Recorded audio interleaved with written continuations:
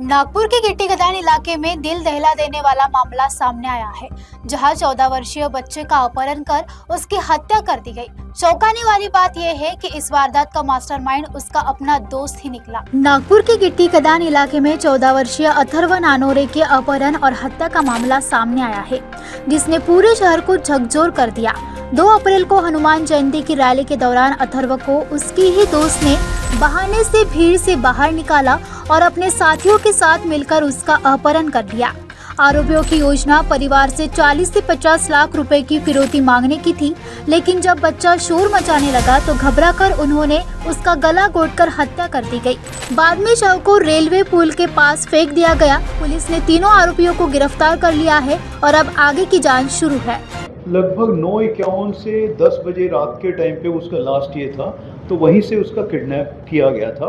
और किडनैप होने के बाद में उसको जब लेके गए उसको, और नेक्स्ट डे मतलब रात के टाइम पे उसको जो है इन्होंने मर्डर किया है।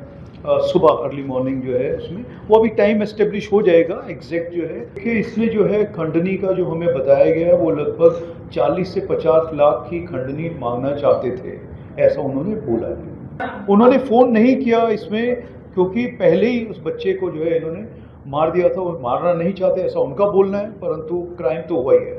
आरोपी जो हैं 3 बच्चे हैं और उनकी उम्र काफ़ी छोटी है। जैसे एक बच्चा है जिसकी 19 साल की एक उम्र है, दूसरे की 22 साल है और तीसरे का भी 19 साल है।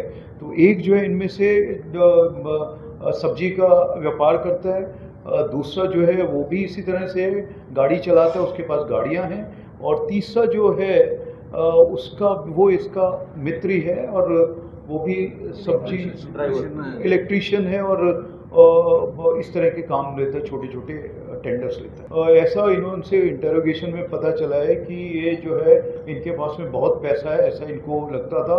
और जो आरोपी हैं उनका भी उन्होंने भी कुछ लोन लिया हुआ था, तो इनको मालूम था ये टारगेट है, इनका कुछ काम चल रहा है, इनके पास में बिल्डिंग भी बन रही है। इस तरह से उनको लालच आके और इस तरह से इन्होंने कार्रवाई करने की कोशिश की।